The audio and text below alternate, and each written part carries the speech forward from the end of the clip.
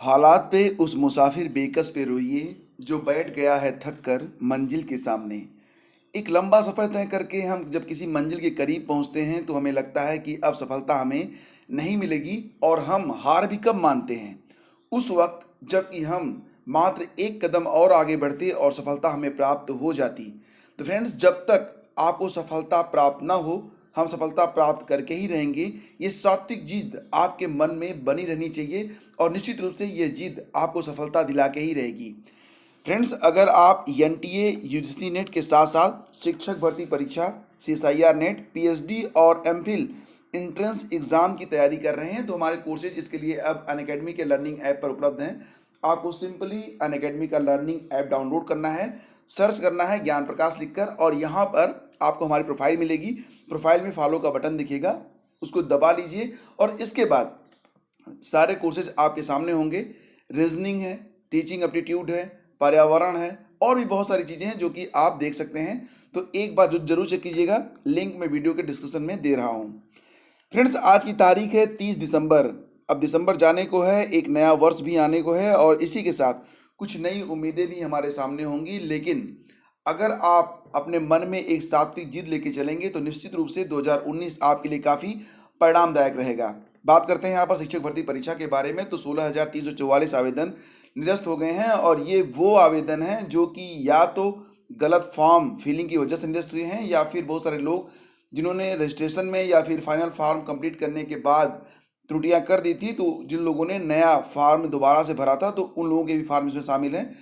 तो मिलाकर कुल 16,344 आवेदन निरस्त हुए हैं और ज़्यादातर इसमें जो डबल अप्लाई किए गए फार्म हैं वही शामिल हैं। तो अगर आपने भी डबल अप्लाई किया है यानी कि 2 बार किया है तो घबराने की आवश्यकता आपको नहीं है। जो अंतिम अप्लाई आपने किया है फीस के साथ वही मान्य होगा। देखिए, खबर यह है कि प्रदेश के प्रसिद्धि विद्यालयों में 69,000 शिक्षक भर्ती की परीक्षा से पहले 16,344 आवेदन निरस्त कर दिए गए हैं और इन आवेदनों को विभिन्न कारणों से निरस्त किया गया है। एडमिट कार्ड आपका जारी हो जाएगा 31 दिसंबर को।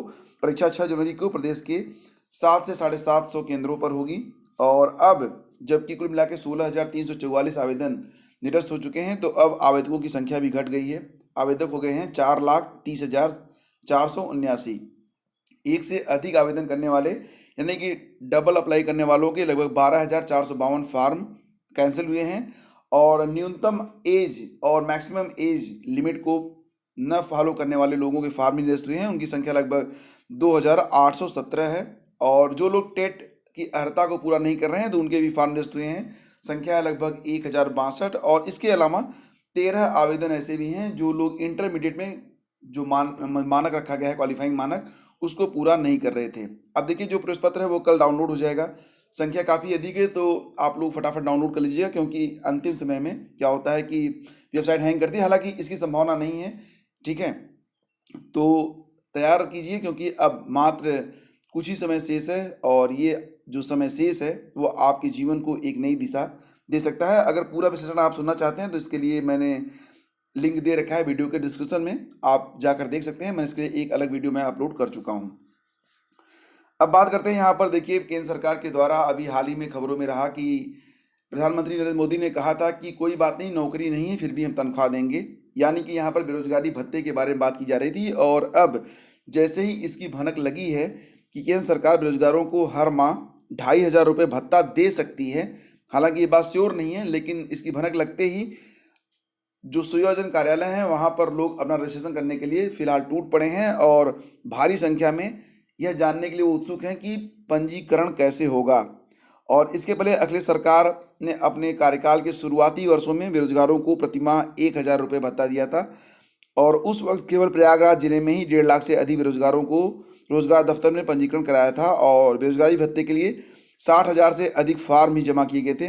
वर्ष 2014 के बाद बेरोजगारी भत्ता बंद हो गया था। जून 2015 से रोजगार कार्यालय में बेरोजगारों का पंजीकरण पूरी तरह से ऑनलाइन कर दिया गया था और उस वक्त क्षेत्रीय सेवा योजना कार्यालय में पंजीकृत 1.5 लाख बेरोजगारों से कहा गया था कि सभी ऑनलाइन प्रक्रिया के तहत अपना पंजीकरण दोबारा कराएं। बेरोजगारी भत्ता होने के बाद तकरीबन 1 लाख बेरोजगारों ने ऑनलाइन पंजीकरण नहीं कराया और वर्तमान में प्रयागराज में पंजीकृत बेरोजगारों की संख्या घटकर 62,388 है। वहीं प्रयागराज मंडल के तहत प्रतापगढ़ में पंजीकृत बेरोजगारों की संख्या है 26,493। तो मतलब ये है कि प्रयागराज में 1.5 लाख बेरोजगारों को मिल सकता है लाभ। आप किसी भी जनपद के रहने वाले हों, अगर ये योजना शुरू होती है तो आपको भी फ़ायदा मिल सकता है। तो फिलहाल जितनी जल्दी करेंगे तो आपको फ़ायदा हो सकता है हो जाए। हालांकि ये बात पूरी तरह से श्योर नहीं है, लेकिन हो सकता है, क्योंकि आगे चुनाव है तो संभावना इसकी भी बन सकती है।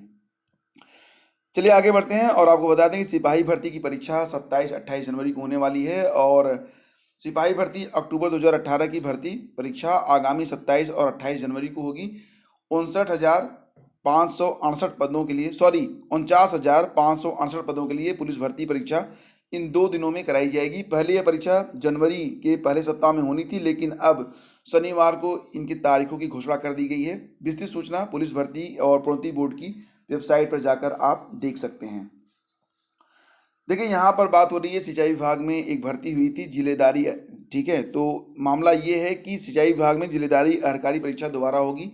नवंबर में हुई परीक्षा में बड़े पैमाने पर भ्रष्टाचार की शिकायतें आने पर फैसला किया गया है और इस बारे में सिंचाई मंत्री धर्मपाल सिंह ने सिंचाई मुख्यालय को निर्देश दे दिए हैं। अमर उजाला ने सिंचाई विभाग में जिलेदार के पदों का प्रमोशन के लिए हुई विभागीय परीक्षा में बड़े पैमाने पर घपले की खबर को प्रमुखता से प्रकाशित किया था। मतलब ये विभागीय परीक्षा थी, ठीक है, और इसलिए अब इसकी परीक्षा दोबारा से कराई जाएगी। तो एक संक्षिप्त खबर है, प्रतियोगी परीक्षाओं से कोई संबंध नहीं है क्योंकि ये विभागीय परीक्षा है, तो थोड़ी जानकारी आपको होनी चाहिए। चलिए आगे बढ़ते हैं। अब देखिए यहाँ पर बात करते हैं उत्तर प्रदेश लोक सेवा आयोग की ओर से सहायक अभियोजन अधिकारी भर्ती 3 साल के बाद आई है, लेकिन पदों की संख्या मात्र 17 रखी गई है। तो अभ्यर्थी काफ़ी हैरान है और वो मांग कर रहे हैं कि पदों की संख्या बढ़ाई जाए। इसके पहले जब परीक्षा हुई थी 2015 में, तो उस समय कुल पदों की संख्या 372 थी और इसके बाद 2016, 17 और 18 में परीक्षा का आयोजन नहीं हुआ। फिलहाल आयोग ने एपीओ 2018 की प्रारंभिक परीक्षा की अगली तिथि अगले साल 9 जून निर्धारित की है। 3 साल बाद परीक्षा होने जा रही है और पदों की संख्या क्या है, मात्र 17। फ्रेंड्स यहाँ पर यूपी में जल्द शुरू होगी 8,000 महिला स्वास्थ्य कार्यकर्ताओं की भर्ती और ये खबर निकल के आ रही है कि उत्तर प्रदेश में 8,000 से अधिक महिला स्वास्थ्य कर्मियों की भर्ती प्रक्रिया जल्दी शुरू होगी।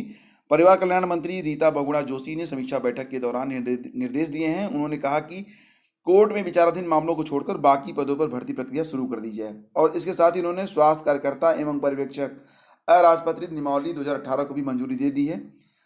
परिवार कल्याण मंत्री शुक्रवार को विभागीय अफसरों के साथ समीक्षा बैठक कर रही थी। उन्होंने कहा कि महिला स्वास्थ्य कार्यकर्ताओं के 540 पद कोर्ट में लंबित हैं, इसलिए उन्हें फिलहाल छोड़ दिया जाए। बाकी जो पद हैं 8,064, उन पदों पर भर्ती शुरू की जाए। इसके अलावा समीक्षा के दौरान JSS के कार्यक्रम के तहत गर्भवती माताओं को दिए जाने वाले मुफ्त भोजन की गुणवत्ता में मतलब सुधार करने के निर्देश भी उन्होंने दिए हैं। तो फ्रेंड्स ये थी अब तक की खबरें और उम्मीद करता हूँ कि ये सेशन आपको पसंद आया होगा।